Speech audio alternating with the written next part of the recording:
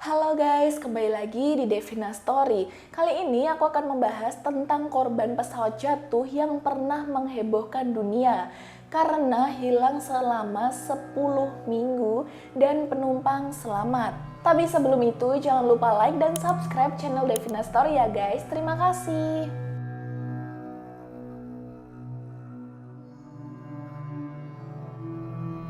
Pada 12 Oktober, pesawat turboprop Fairchild bermesin ganda meninggalkan Bandara Internasional Carcoso dengan membawa 40 penumpang, terdiri dari pemain, staf keluarga, serta guide dan 5 kru. Total ada 45 orang. Sekitar pukul 3 waktu setempat di hari berikutnya pada tanggal 13 Oktober, pilot melaporkan ke ATC bahwa mereka sudah mencapai Curico, Chili, 178 km di selatan Santiago.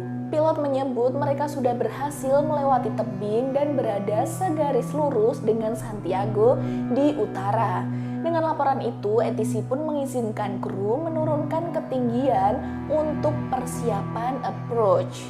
Sayangnya itu keliru. Di tengah perjalanan dalam kondisi cuaca turun salju, sang pilot rupanya salah membaca arah nih.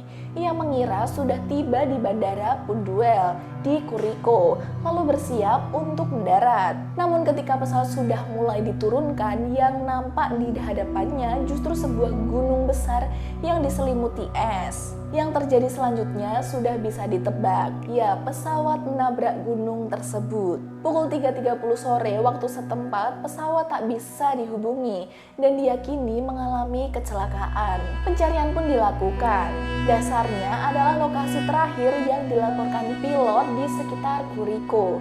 Kedua sayap dan ekornya patah, sementara badan pesawat meluncur ke lereng curam sebelum terhempas ke permukaan Blitzer di ketinggian 3.570 meter di atas permukaan laut. Ini yang menjadikan proses pencarian sangat sulit. Setelah 8 hari pencarian dihentikan karena nihil, tak ada jejak apapun saat pencarian dihentikan. Sebetulnya jumlah penumpang selamat mencapai 33 orang dan korban tewas sebanyak 12 orang. Tetapi di tengah cuaca ekstrim di pegunungan Andes di ketinggian 3.500 meter di atas permukaan laut dan memang sedang memasuki musim dingin pada bulan Oktober sampai akhir Desember, satu persatu korban selamat akhirnya berguguran.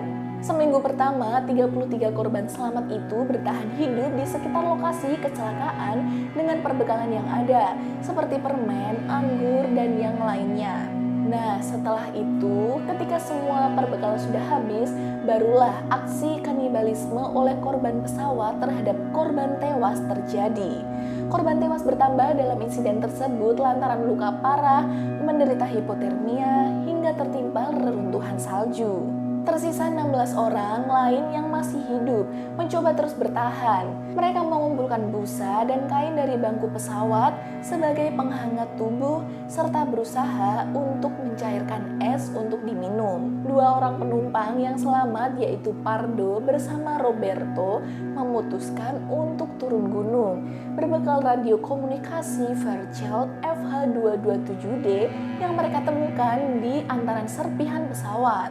Perlu 10 hari lamanya kedua orang itu menelusuri gunung, termasuk melewati dan bergelantungan di tebing-tebingan dingin dan curam. Ketika tiba di sebuah truk tak bertuan, mereka akhirnya berhasil menemukan seseorang penduduk setempat bernama Sergio Catalan.